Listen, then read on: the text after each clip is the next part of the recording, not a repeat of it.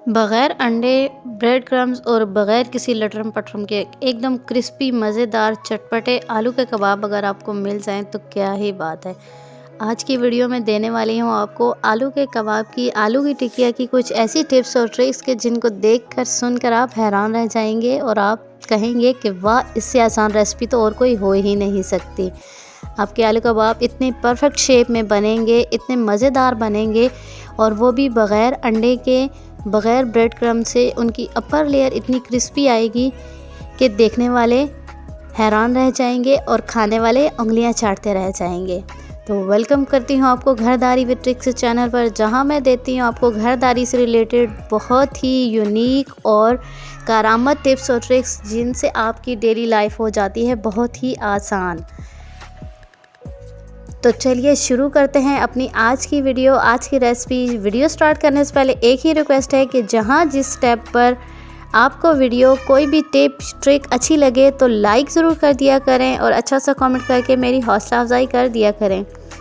कंजूसी मत दिखाया करें, चैनल को सब्सक्राइब कर दिया करें ताकि अगली आने वाली अच्छी इन्फॉर्मेटिव वीडियोस आप तक बर वक्त पहुँच सके और आप ज़्यादा से ज़्यादा फ़ायदा उठा सके। साथ बेल आइकन को प्रेस कर दें ताकि नोटिफिकेशन भी आपको फ्री में मिल जाए।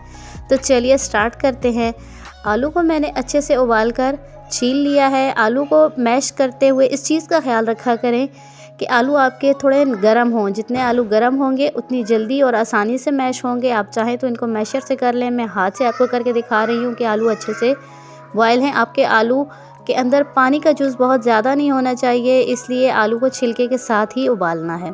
देखें, आलू हमारे अच्छे से मैश हो चुके हैं। अब हमने डालने हैं इसके अंदर कुछ ग्रीन वेजीज़, यानी सबसे पहले हम इसमें डालेंगे बारीक कटी हुई सब्ज़ मिर्च, सब्ज़ प्याज बारीक चॉप हुआ और हरा धनिया। तीनों चीज़ें बहुत अच्छी लगती हैं, देखने में भी खूबसूरत लगती हैं और जायके में भी बहुत कमाल की होती हैं।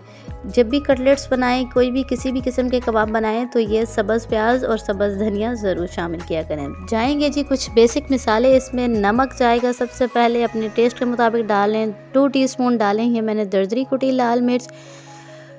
1.5 टीस्पून डाला है मैंने खुश्क धनिया पाउडर और 1 टीस्पून डाला है मैंने इसमें ज़ीरा पाउडर। सुर्ख मिर्च का पाउडर डाल रही हूँ 1 टीस्पून। मिर्च का हिसाब मैंने थोड़ा हल्का रखा है, आप अपने टेस्ट के मुताबिक थोड़ा तेज़ भी कर सकते हैं क्योंकि मैंने सब्ज़ मिर्च भी डाली है, दरदरी कुटी भी डाली है और पाउडर मिर्च भी डाली है। तो बच्चे हैं खाने वाले, इसलिए थोड़ा हाथ होला ही रखा है। आप अपने टेस्ट के मुताबिक ज़्यादा भी कर सकते हैं। इसमें आपने डालना है 1 टीस्पून अजवाइन भी, वो मैं बताना भूल गई थी पहले।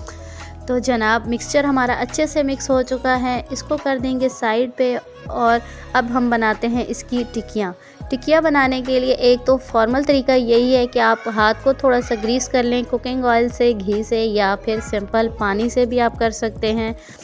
दूसरा बहुत ही आसान और परफेक्ट तरीका बताने वाली हूँ। कोई भी सिंपल ले लें ढक्कन, आप किसी भी डिबिया का, किचन में लातादार डिबियाँ पड़ी होती हैं, उसके ऊपर रख देना है आपने पॉलीथीन बैग। साफ सा एक शॉपर ले लें, उसके ऊपर चढ़ा दें, हल्के से गीला हाथ उसके ऊपर शॉपर के ऊपर लगा दें ताकि मिक्सचर आपका उसके साथ चिपके ना। उसके ऊपर दबा कर आप अपना मिक्सचर रखें। एक ही साइज़ की बिल्कुल परफेक्ट गोल और बहुत ही खूबसूरत आपकी आलू की टिकियाँ बन करके तैयार होंगी। इसी से आप मेथड से आप बना सकते हैं अपने शामी कबाब भी, चप्पल कबाब भी, या मीठी टिक्कियाँ जो बनाई जाती हैं वो भी आप बना सकते हैं इसी मेथड से। बहुत ही परफेक्ट किस्म की लुक आती है इनकी, बिल्कुल एक साइज़।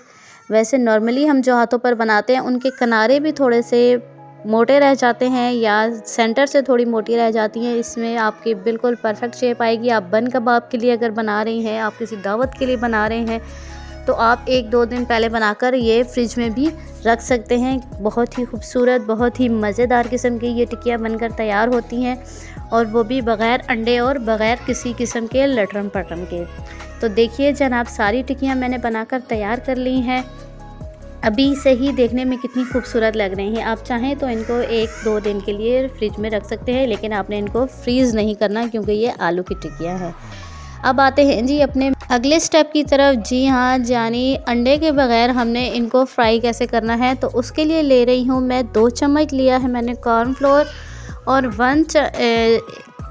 टेबल स्पून आप इसमें ले सकते हैं मैदा। अगर मैदा ना हो आपके पास तो आप इसमें 1 टेबल स्पून बेसन भी ऐड कर सकते हैं। थोड़ा सा डालेंगे इसमें नमक और थोड़ा सा पानी डालकर इसको अच्छा सा मिक्सअप कर लेंगे। आपका ये जो लिक्विड है ना तो बहुत पतला होना चाहिए ना ही बहुत गाढ़ा। इसकी कंसिस्टेंसी आप यहाँ से देखकर आइडिया लगा सकते हैं। अब हमने अपनी जो टिकिया बना कर रखी हैं उनको इसमें डिप करना है। आपकी टिकिया बिल्कुल नहीं टूटेगी इंशाल्लाह। बहुत आराम से आप टिकिया को उठाकर इसके अंदर डिप करके और आप इसको फ्राई कर सकते हैं फ्राइंग पैन में, तवे पर। बहुत कम ऑयल लेते हैं ये कबाब और खाने में बहुत ही मज़े के होते हैं। देखिए मैं आपके सामने बना रही हूँ, बिल्कुल भी इनके ना तो किनारे ख़राब होंगे ना ही इनकी शेप ख़राब होगी और इनकी आउटर लेयर जो होगी बहुत ही क्रिस्पी होगी। मीडियम फ्लेम पर हमने इनको फ्राई करना है और आराम आराम से इनकी साइड पलटते चले जाना है। देखें बहुत ही खूबसूरत कलर आने पर हमने इनको प्लेट में निकालना है। फाइनल लुक को छोड़कर मत जाइएगा, आपके लिए बहुत मेहनत की जाती है। वीडियो को कंप्लीट देखा करें और कहाँ किस शहर से किस मुल्क से आप मुझे देख रहे हैं कमेंट बॉक्स में ज़रूर बताया करें। आपके कमेंट्स, आपकी रिव्यूज़, आपका फीडबैक जानकर बहुत खुशी होती है। तो जनाब देखिए हमारे आलू की टिकिया बन कर के बहुत अच्छे से तैयार हो चुकी है।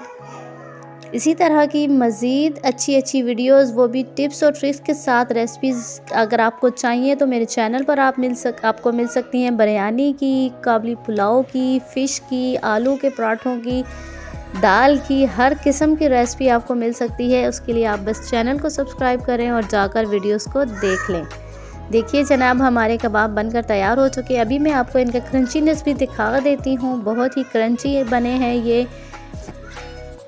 खुद भी बनाइए, खाइए, अपने घर वालों को भी खिलाइए, सबको बहुत पसंद आएंगे। खुश रहिए, खुशियाँ बांटिए, दूसरों के लिए आसानियाँ पैदा करें। अल्लाह ताला आपके लिए आसानियाँ पैदा कर देंगे। अपना रखिएगा बहुत सा ख्याल और मुझे रखिएगा दुआओं में याद। अगली वीडियो में फिर मुलाकात होगी इंशाल्लाह। तब तक के लिए अल्लाह हाफिज़।